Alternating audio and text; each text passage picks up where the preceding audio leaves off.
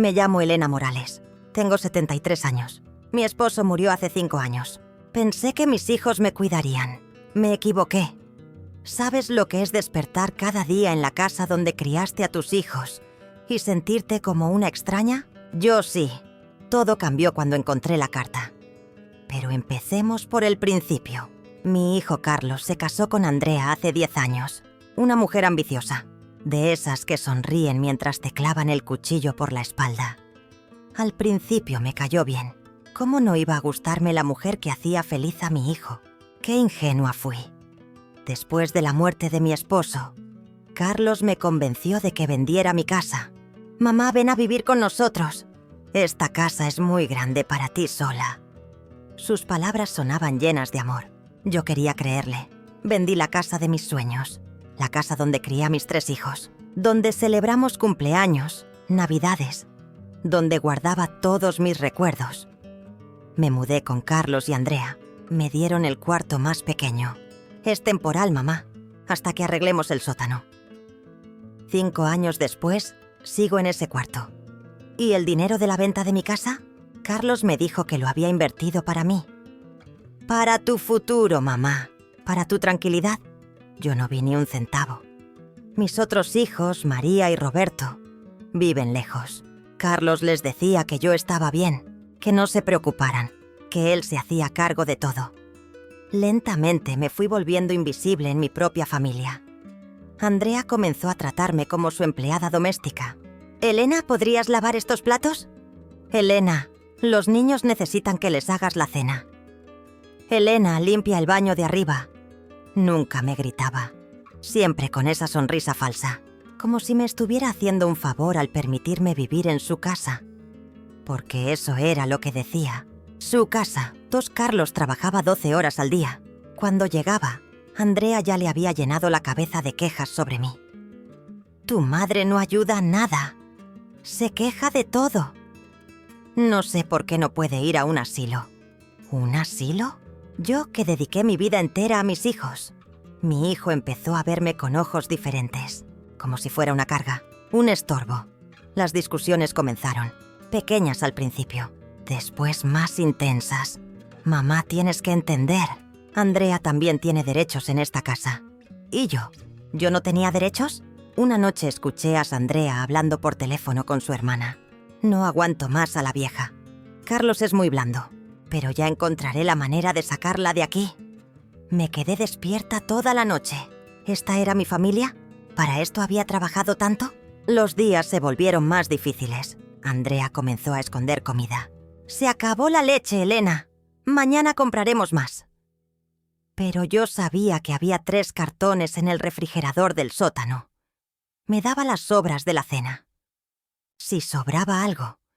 Mis nietos, que antes corrían a abrazarme cuando llegaba, ahora apenas me miraban. Andrea les había llenado la cabeza de mentiras sobre mí. «La abuela está enferma», les decía. «Por eso está siempre malhumorada». Yo no estaba malhumorada. Estaba rota. Una tarde, mientras limpiaba el estudio de Carlos, encontré unos papeles, estados de cuenta, de mis inversiones, del dinero de mi casa. No podía creer lo que veía.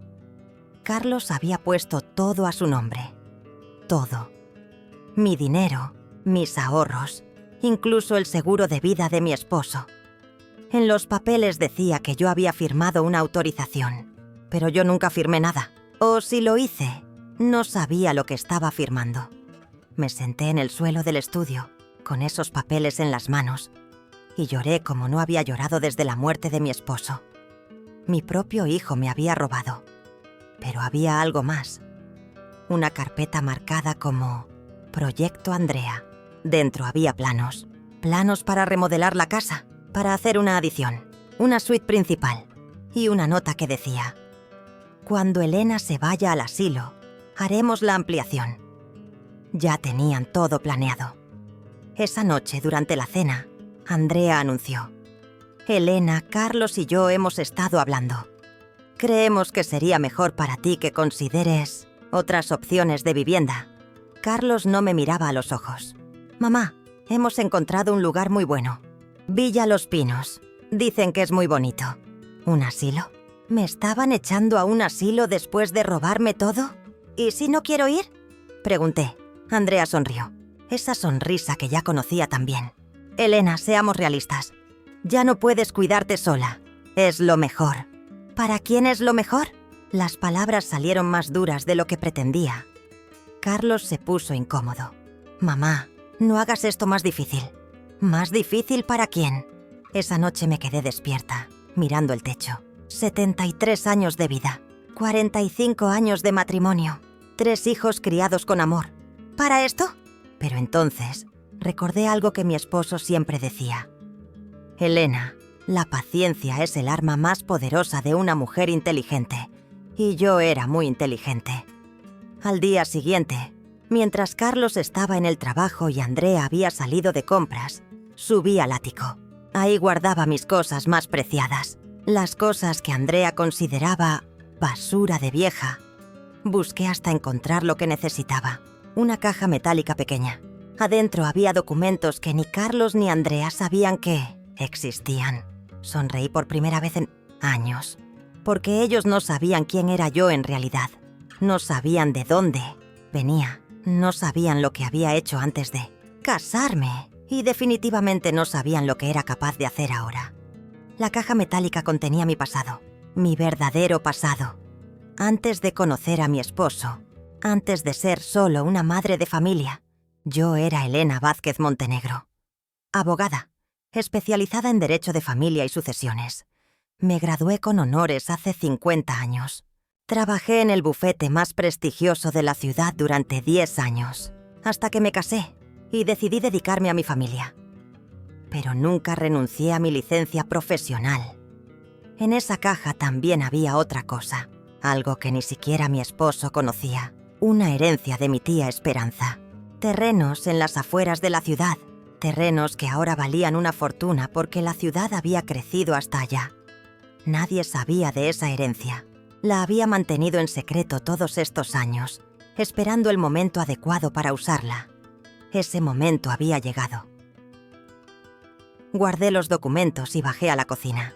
Andrea estaba preparando el almuerzo. Para ella y Carlos. Para mí solo había dejado un sándwich de jamón. Elena, necesitamos hablar, me dijo sin voltear. Mañana vamos a visitar Villa Los Pinos, para que veas que es un lugar muy bonito. Por supuesto, respondí. Me parece perfecto. Andrea se volteó sorprendida por mi respuesta. Esperaba resistencia, una pelea, lágrimas. ¿En serio?, preguntó. Sí, creo que tienes razón. Es hora de que haga cambios en mi vida.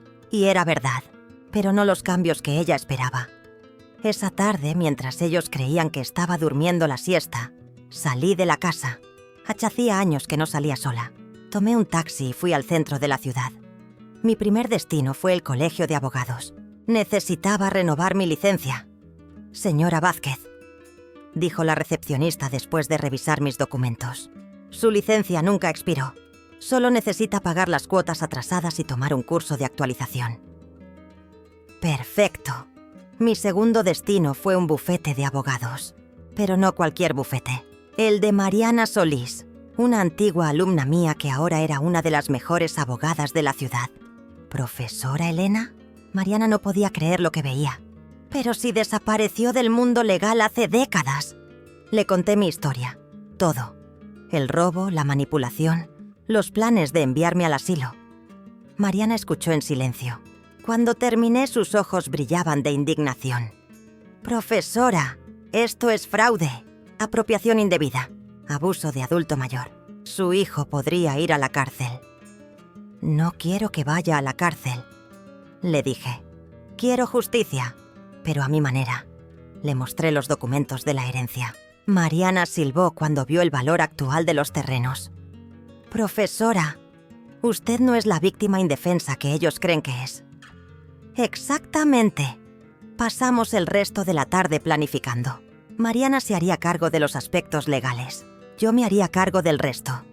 Regresé a la casa justo antes de que llegara Carlos. Actué como siempre. La abuela cansada, resignada, derrotada. Durante la cena, Andrea habló de Villa Los Pinos como si fuera un resort de 5 estrellas. Carlos asentía, evitando mi mirada. ¿Cuándo sería la mudanza? Pregunté. «En 2 semanas», respondió Andrea. «Ya pagamos el depósito. Con mi dinero», pensé. Pero solo sonreí. Los siguientes días fueron una representación teatral perfecta. Yo haciendo el papel de la anciana resignada que acepta su destino. Ellos haciendo el papel de la familia amorosa que toma decisiones difíciles. Mientras tanto, Mariana trabajaba en silencio. Investigó todas las transacciones financieras. Encontró irregularidades en las firmas. Documentó cada movimiento de dinero. También investigó a Andrea y descubrió cosas muy interesantes. Andrea había estado casada antes. Su primer esposo había muerto en circunstancias extrañas y había heredado una suma considerable, dinero que desapareció misteriosamente. También descubrimos que Andrea tenía deudas de juego, muchas deudas. Todo comenzó a tener sentido. Una semana antes de mi supuesta mudanza al asilo, puse mi plan en marcha. Primero llamé a mis otros hijos. María y Roberto se quedaron choqueados cuando les conté la verdad. Tomaron el primer vuelo hacia aquí. Segundo, Mariana presentó una demanda formal contra Carlos por fraude y apropiación indebida. También una denuncia penal. Tercero, publiqué en el periódico local un anuncio que decía: Elena Vázquez Montenegro, abogada, anuncia la apertura de su nuevo despacho especializado en derecho de familia y protección de adultos mayores. El anuncio incluía mi foto, una foto de hace 50 años, cuando era joven y poderosa en el mundo legal. Andrea leyó el periódico durante el desayuno. Se atragantó con el café cuando vio el anuncio. ¿Qué es esto, Elena? ¿Esto? Tomé el periódico con calma. Ah, esto. Decidí volver al trabajo. ¿Trabajo? ¿Tú eres abogada? Carlos llegó corriendo desde el baño. ¿Qué pasa? ¿Por qué gritas? Andrea le mostró el periódico. Vi el color desaparecer de la cara de mi hijo. Mamá, ¿esto es verdad? Por supuesto que es verdad. ¿Nunca te preguntaste qué hacía antes de casarme con tu padre? Carlos se sentó pesadamente. Pero tú nunca hablé de ello porque no era necesario. Hasta ahora. Andrea había recuperado la compostura. Elena, no importa lo que hayas sido. Eres una anciana. Necesitas cuidados especiales. Sonreí. ¿Sabes qué es lo bonito de ser abogada, Andrea? Que una aprende a documentar todo. Puse sobre la mesa una copia de todos los documentos financieros. Los movimientos de dinero. Las firmas falsificadas. Todo. También aprende a investigar personas. Por ejemplo, ¿sabía que habías estado casada antes? ¿Que tu primer esposo murió misteriosamente? ¿Que tienes deudas de juego por más de $100,000? Andrea se puso pálida. Eso no tiene nada que ver. ¿No? Mi investigador privado piensa lo contrario. Carlos me miraba como si me viera por primera vez. Mamá, ¿qué está pasando? Lo que está pasando, hijo, es que ya no soy la anciana indefensa que ustedes creían que podían manipular. Ese día María y Roberto llegaron a la casa. La confrontación fue épica, pero eso no era nada comparado con lo que tenía planeado. La audiencia judicial estaba programada para el viernes, y yo tenía una sorpresa final que nadie esperaba. El viernes por la mañana me vestí con mi mejor traje, el mismo que usaba cuando era una abogada respetada. Me maquillé con cuidado, me peiné con elegancia. Cuando bajé las escaleras, Carlos y Andrea me miraron como si hubieran visto un fantasma. ¿A dónde vas, mamá?, preguntó Carlos. A la corte. Tengo una cita con la justicia. Andrea trató de detenerme. Elena, no hagas esto. Podemos resolverlo en familia. ¿Familia? Me reí. Ahora somos familia. Cuando me estabas robando también éramos familia. El tribunal estaba lleno. Mariana había invitado a varios colegas. Quería que fuera un caso público. Un ejemplo. Cuando entré reconocí al juez inmediatamente.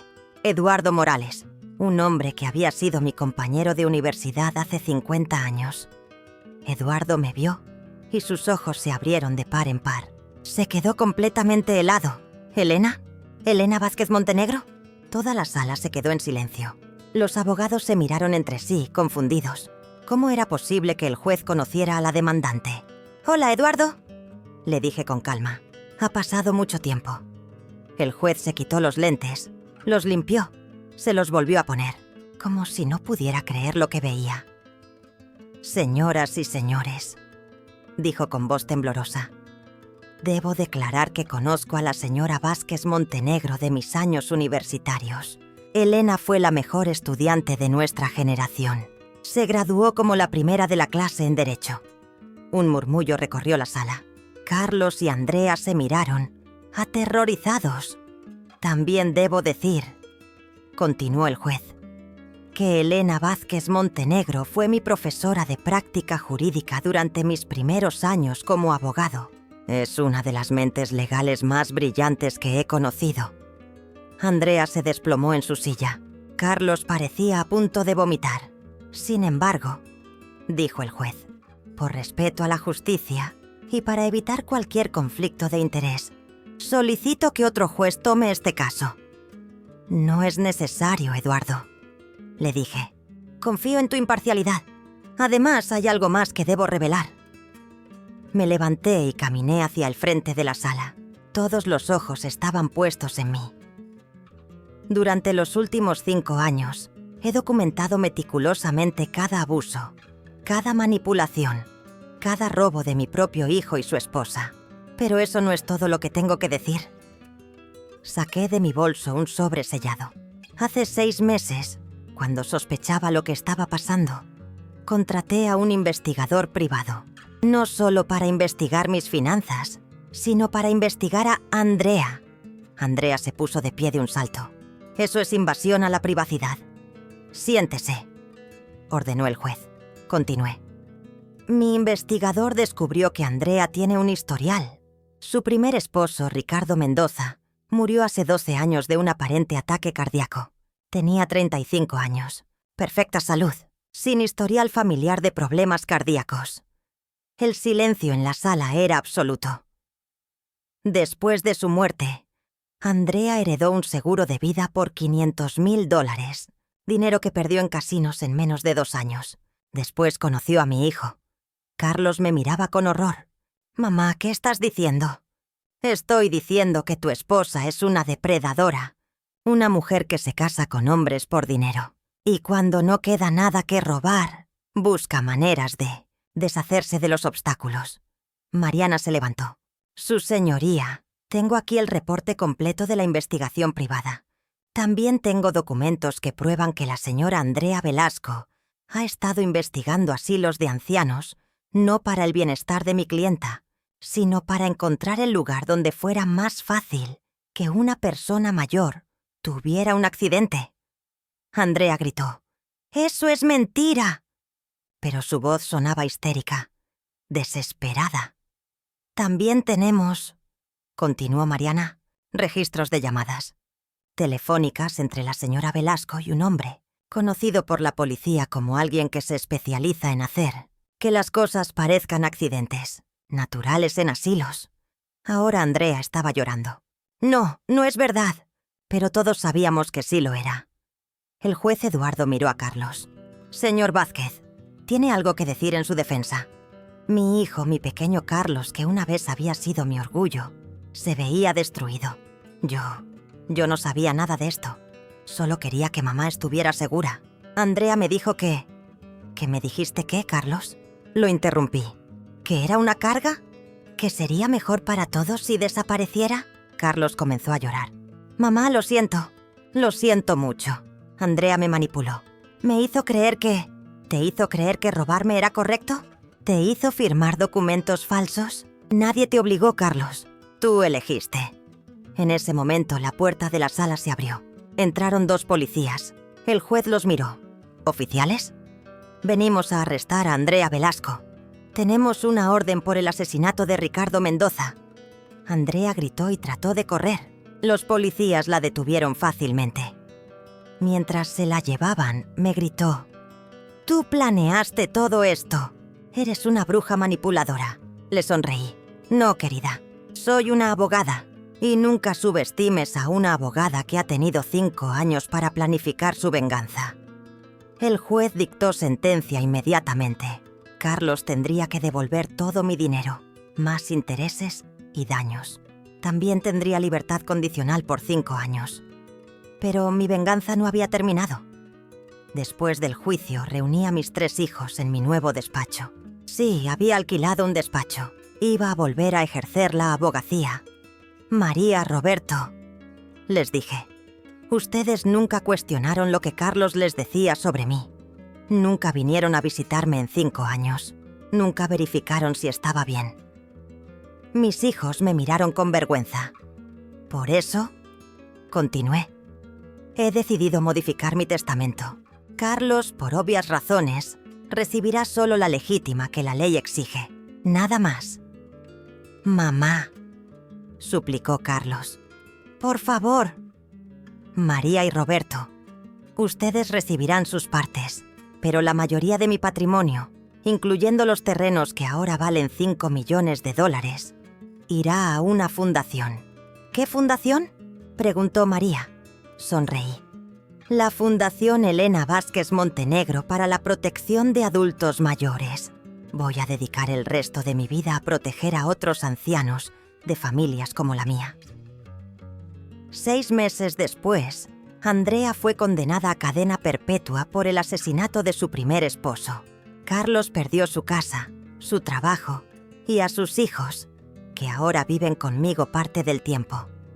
María y Roberto han vuelto a ser parte de mi vida, pero nunca volveremos a ser lo que éramos. La confianza, una vez rota, nunca se repara completamente. Y yo tengo 74 años. Dirijo una fundación, ejerzo la abogacía, ayudo a otros adultos mayores a defenderse de familias abusivas. Cada mañana me levanto en mi casa, comprada con mi dinero, rodeada de mis cosas, y cada noche antes de dormir sonrío recordando la cara del juez Eduardo cuando me vio entrar a esa sala. Porque nadie sabía quién era yo en realidad, hasta que decidí recordárselos. ¿La moraleja de mi historia? Nunca subestimes a una anciana que tiene tiempo, dinero y nada que perder. Somos más peligrosas de lo que crees.